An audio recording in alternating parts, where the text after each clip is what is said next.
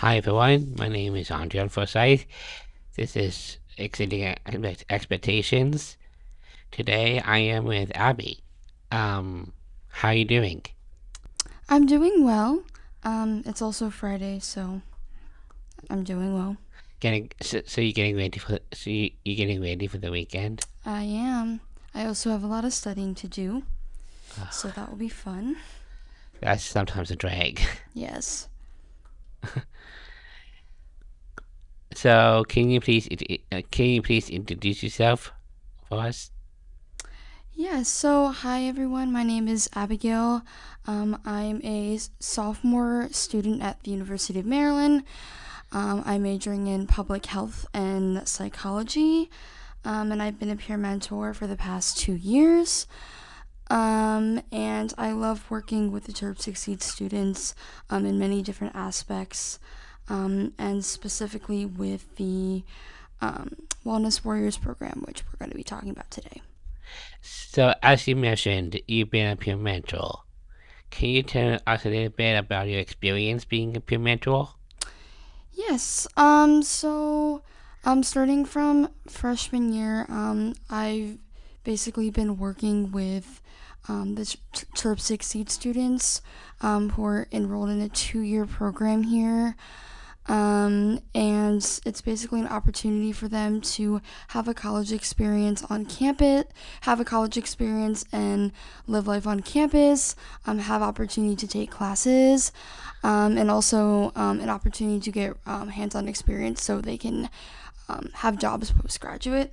So it's been a great experience just being able to work with them and support them in many different ways, from going to their classes, from tutoring them, as well as just fostering inclusion on campus by just hanging out with them on a daily basis. So, do you feel like you have long-lasting friendships with them? Yes, most definitely. I've definitely built great relationships over time, especially with the span of 2 years. And just getting to work with them multiple times a week has built those close friendships, and it's impacted positively my college experience here. Hmm. So, I've heard that Tip Succeed received a large grant from the UMD Do Good Institute to create the TIPS Wellness Warrior Program. Can you tell us a little bit about that? Yeah, so the goal of this program is to help other or inform the Trip Succeed students and host workshops about mental health. And the goal is to use, the goal is to help these students be able to talk about some of the issues surrounding wellness, mental health, and also just like their time on campus, and help them to grow as individuals and voice their concerns um, regarding mental health and wellness. So you said there's issues. Can you name a few for us? Some of the things that um, students in the Term 60 program, or just in general, just they can experience difficulty with making friends or maintaining friendships, relationships, um, and it's definitely a great topic to discuss. And it's very important, not just for students with intellectual disabilities, but for every student, and to have open conversations. Hmm. So, why do you choose to be involved in the Wellness Warriors program? I chose to be involved because, um, well, first off, I'm a psychology student. I'm a psych double major, like I mentioned, and it just the program was very interesting to me because I think that mental health is very important and should be normalized. And even though it's been, I guess, more normalized more in today and in the present day, I think it still needs to be talked about and it's still very important to have meaningful conversations, and especially with um, students with intellectual disabilities. Um, it can be hard for students to voice their concerns or voice the issues or things that they're struggling with because sometimes it's hard to communicate, or it's also sometimes they might just feel isolated and that other students might not understand what they're going through.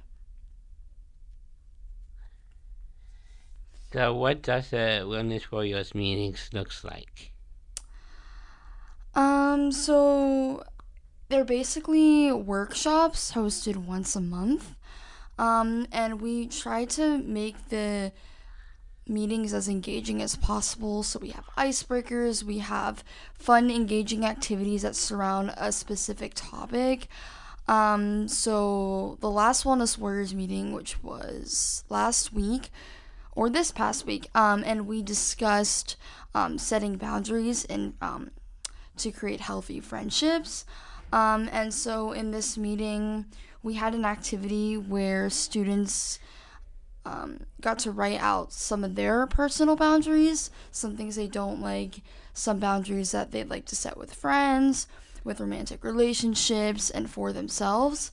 And we also had an interactive activity where some of the peer mentors got to um, act a act scenarios for the students to determine does this look like good boundaries, or does this look like um, does these boundaries, are these comfortable, um, do these look like comfortable scenarios, or are they uncomfortable, and what they can do to improve the situation at hand.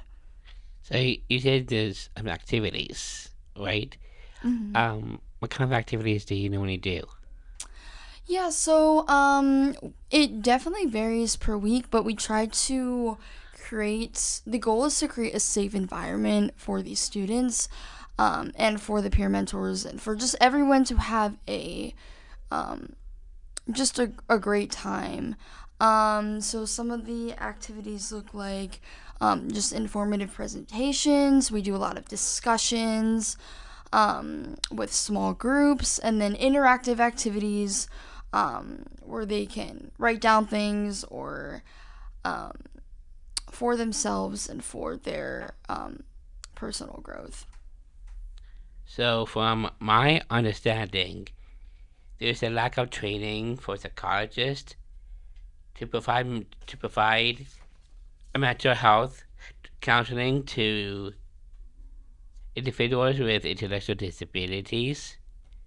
Can you give us like an insight on this? Yeah. So like I kind of mentioned before, um, I think there's a large gap, um, specifically because there's just not enough research about it. I think more research needs to be conducted so that um, providers are able to, um, or counselors and psychologists are able to provide the um, correct and safe counseling for students with intellectual disabilities so they can feel safe, so they can feel in it, they can be in a comfortable space, and that um, they can be able to have conversations so that the counselors will be able to understand where they're coming from, provide resources catered to their needs, um, and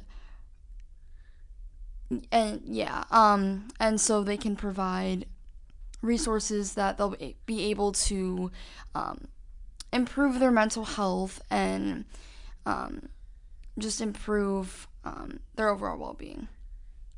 Hmm. So, what barriers do you think exist for people with disabilities when seeking mental health care? So like I said, definitely communication is definitely something that can be difficult, and students may feel scared, or they just may feel um, just like intimidated to like speak up and advocate for themselves, that they're struggling with mental health.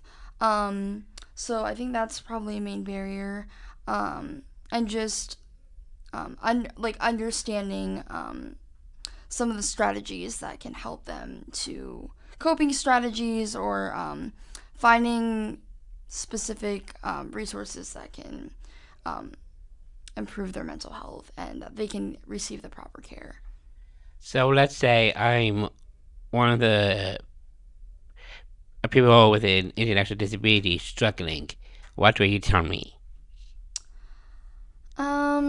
So I, since I'm not a provider or a licensed counselor, I couldn't necessarily tell you what kind of help to give you specifically, and it definitely depends on, um, and it's definitely a process to figure out, what kinds of things do you need, what kind of resources, or what kind of resources you need. But it's very, very depending on the person. So definitely, and that's definitely something, going back to the barriers thing, why it can be difficult, because each person has different needs to be met. So to find the specific resources they need is important.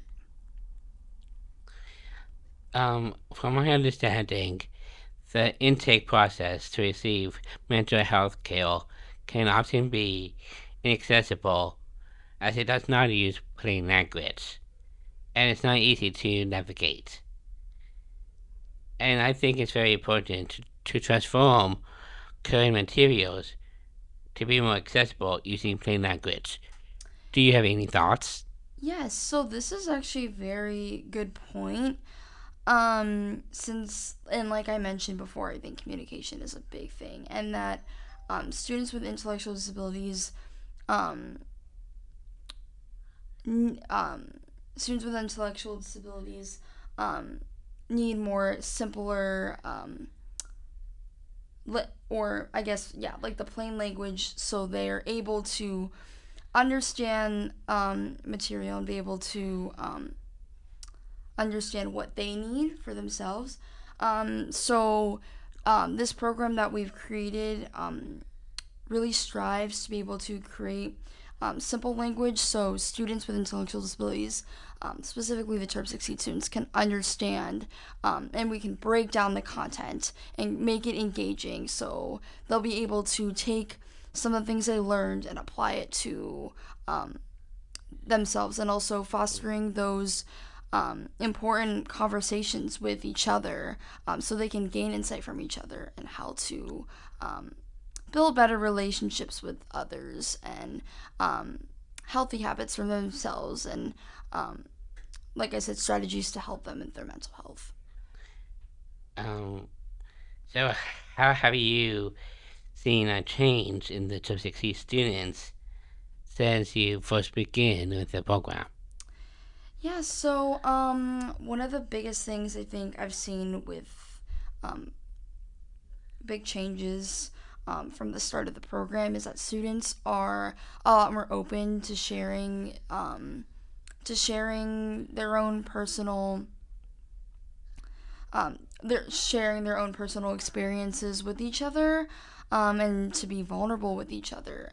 So definitely they've been opening up to each other, opening up to everybody else, and just to having the courage to share these experiences, and so other people can take take what their peers have learned and apply it to themselves as well.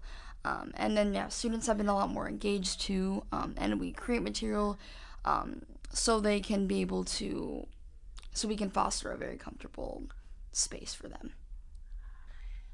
So, how do you see success in this in this um in this program in the future? Yeah, so I think in the future, I think students will be better equipped to advocate for themselves and for their mental health and the things that um, they need, and resources that they need, and help that they need to seek out.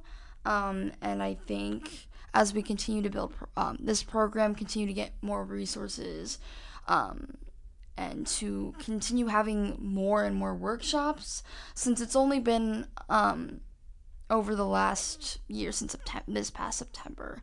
So as we continue to have um, these workshops, I think it'll help them to be better equipped, and also for the next cohort of students to also have the same for them as well. Thank you, Abby, for coming in, and for those who are listening in, stay tuned for the next podcast. Thank you, Abby. Thank you for having me.